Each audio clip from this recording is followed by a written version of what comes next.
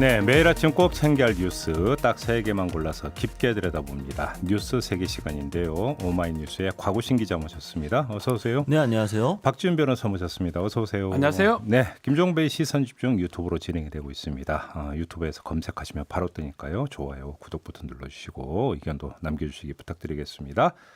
자, 첫 번째 뉴스 가보죠. 네, 문재인 대통령이 도널드 트럼프 미국 대통령과 어제 15분간 통화를 했습니다.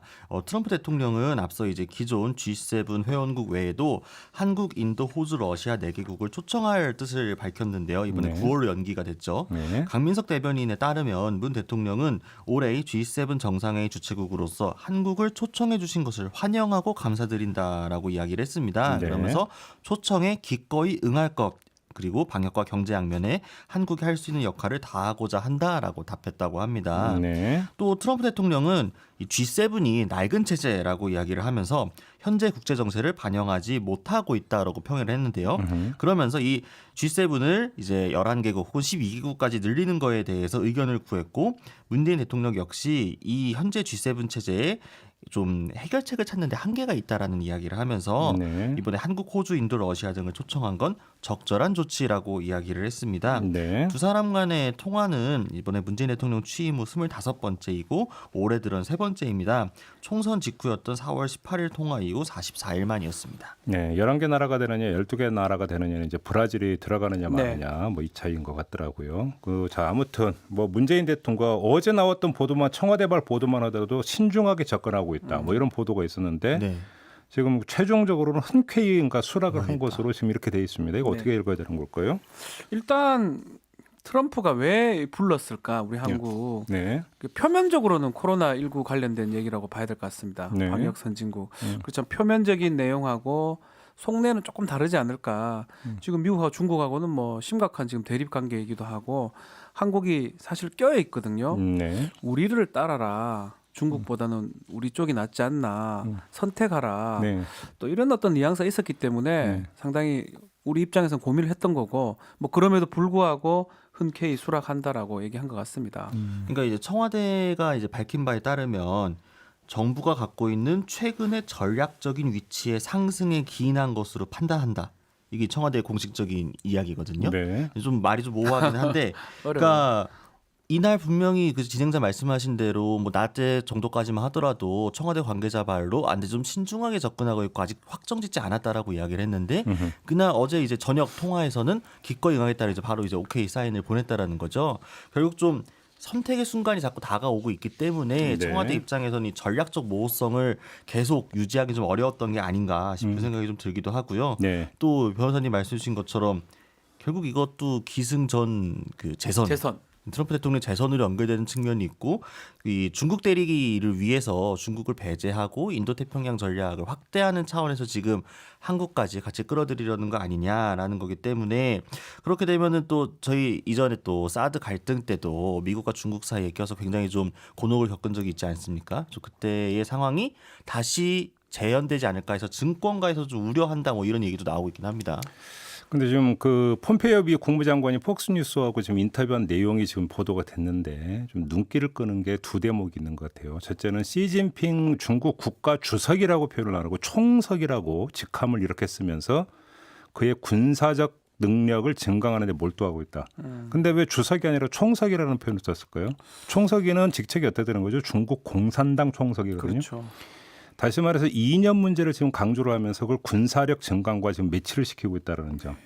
요걸 좀 주목해서 봐야 될 것 같고 또 한 가지는 지금 그 G11으로 확대될 경우에 이제 그 초청 대상이 되는 인도, 호주, 한국 등을 거론을 하면서 좋은 파트너가 될 수 있는 상태를 유지시킬 것이다. 동맹이라는 표현을 썼거든요.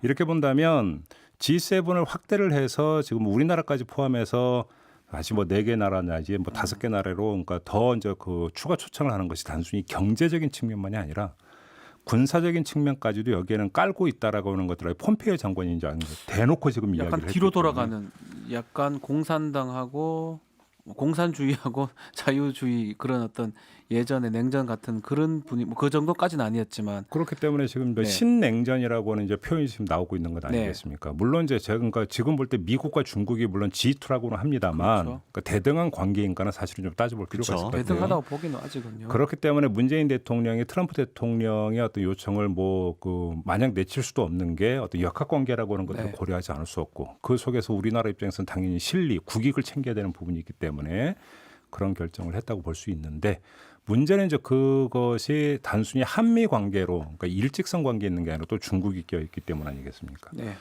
그래서 저희가 바로 이제 이 뉴스 세계가 끝나는 대로 중국 현지 연결해서 전문가 연결해서 중국 쪽이 지금 어떻게 나오고 있는지 반응이 어떤지 좀 분석을 해보려고 하니까요.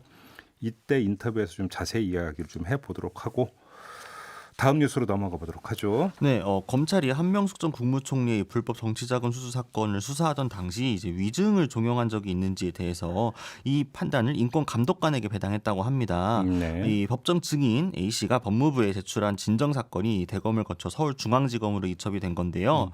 이 A 씨는 한신건영의 전 대표인 고 한만호 씨의 구치소 동료 수감자를 뜻합니다. 네. A 씨는 2011년 재판 당시에 검찰로부터 위증 교사를 받아 거짓으로 불리한 증언을 했다면서 법무부에 이번에 진정을 신청했는데요. 네. 수사팀은 이 증언 조작 의혹에 대해서 당시에 이제 증인들이 굉장히 강도 높은 변호인 신분을 받았고 한만호 전 사장과 대질 증인 신분도 받았던 점 등을 이제 이야기를 하면서 네. 절대 회유해서 증언을 시킨 사실이 없다라고 반박을 하고 있는 중입니다. 네.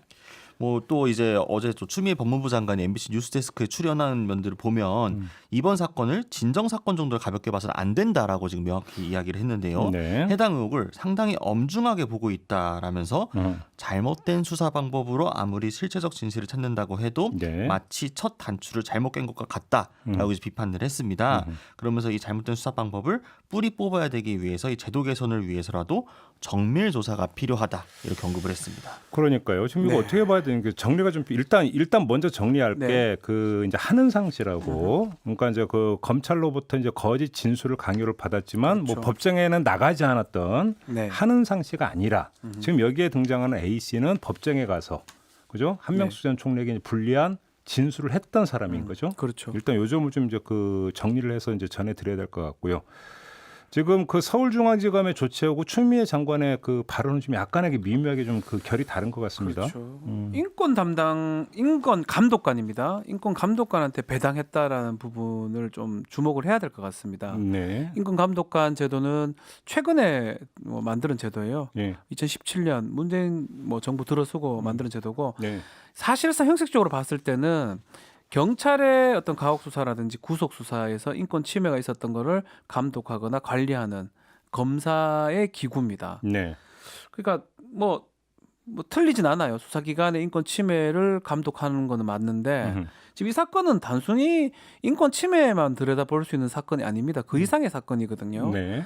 어떤 검찰의 어떤 가혹한 수사라든지 심각한 그런 부분을 들여다보는데 아주 형식적으로 단순한 인권 침해에 기반해서 배당을 했다라는 부분, 그 부분을 아마 추미애 법무부 장관도 조금 안 좋게 보는 것 같고요. 또 일각에서도 그렇다면 검찰 호의를 하기 위해서 이렇게 인권 감독관이 인권 침해가 없었다 이렇게 하지 않을까 이런 또 우려를 하고 있는 그런 상황입니다. 그러니까 아무튼 이 A 씨의 진정 내용에 따르면 이건 그 현행 법률 위반 소지가 있습니까? 이거는 지금? 정상적으로 배당을 하던가 모해 위증이요? 모해 위증 교사죄가 되죠. 모해 위증 교사죄가 됩니다. 하여간 뭐 되게 시킨 어려운데요. 거니까요. 교사죄가 되는 건데 네. 심각한 범죄고 이게 배당을 정상적으로 형사부나 배당을 하든가 아니면 합쳐서 이런 게 TF팀이 필요한 어떤 상황이거든요. 그러니까요. 그게 아직 공소시효가 살아 있는 거죠. 네, 살아 있죠. 그러니까 그러면 왜 수사로 안 가고 이렇게 가느냐? 이게 지금 핵심 포인트가 이게 지금 되는 가장 그래서 법무부 장관이 이런 부분을 좀 우려하고 있는 것 같습니다. 그러니까 지금 이제 정리를 하면 인권 감독관으로 가면은 인권 감독관이 그러니까 이제 보통 어떤 수사 과정에서 발생한 인권 침해 사건에 대한 진정이 접수가 그렇죠. 되면 그러니까 절차상 인권 감독관에 가서 일단 1차로 조사를 하고 네. 거기서 문제가 있다면 감찰로 들어간다 이렇게 돼 있다고 하더라고요. 예, 절차가. 거기 감찰이나 수사로 갈 수도 그렇죠. 있고요. 예. 근데 지금 이게 재미난 게 채널A 그러니까 그 채널A와 검수장 간의 그 검언유착 의혹 사건이 불거졌을 때도 같아요. 경로가 그때는 바로 수사 파트로 간 게 아니라 인권부로 갔었죠. 네, 대검의 인권부로 갔습니다. 인권부로 갔다가 이제 수사 파트로 네. 이제 넘어갔던 경우가요. 네. 그리고 이제 아직도 수사는 계속되고 있는 상황인데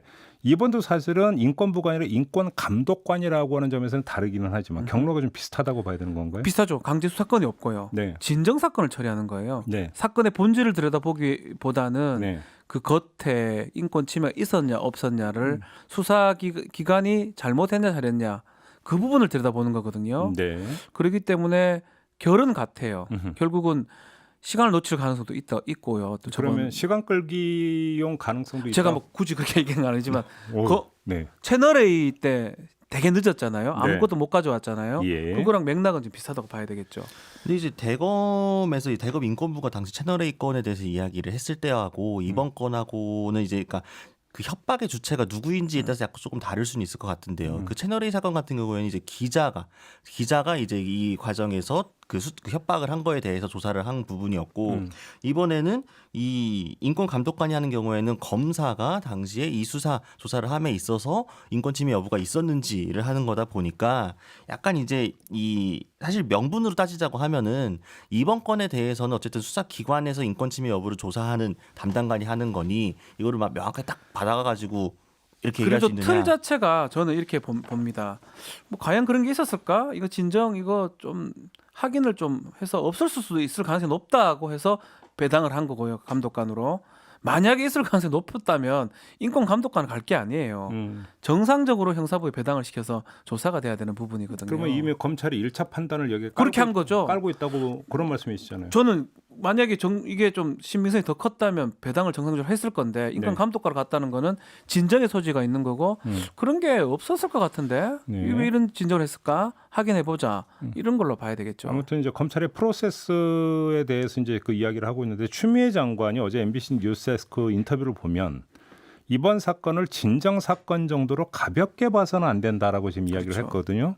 마치 어떤 그 지금 검찰의 움직임을 염두에 둔 것처럼 결이 다르죠? 네, 그러니까 사실 그러니까 채널 A 건하고 다시 이야기할 수밖에 없는데 그 당시에도 그러니까 인권부의 이제 배당 이 담당이 넘어가면서 일부러 좀 윤석열 검찰총장이 일종의 꼼수를 쓰는 것이 아니냐, 이건 시간 끌게 하려는 거 아니냐, 혹은 직접적인 감찰을 피하기 위해서 다른 카드를 일부러 내놓는 게 아니냐라는 비판들이 나오지 않았습니까? 실제로 좀 결과물이 좀 지지부진하다, 뭐 이런 이야기들이 나오고 있죠. 그런데 그때도 사실 인권이란 명분을 내세웠는데 이번에도 인권 감독관을 통해서 얘기한다고 하면은 그 이 건과 비슷한 결국 그 목적을 향해서 가고 있는데 명분만 내세운 게 아닌가, 이런 의심들이 좀 들 수 있는 거죠. 주변에서 마지막으로 봤을 때. 요거 하나만 그 박지훈 변호사께 그러니까 여쭤보고 넘어가죠. 네. 이게 그 고소 고발이 아니라 진정이기 때문에 이런 절차를 거쳤을 가능성은 없는 겁니까? 그건 형식적인 겁니다. 아, 그건 전혀 뭐 중요한 사안이 타이틀이 아닙니까? 중요하지 않습니다. 제가 진정서라고 놓고 안에 범죄 사실 들어가면요. 네. 그거는 고소해서 입건을 해야 되는 거고요. 아, 고소로 준해서 보는 겁니다. 이거는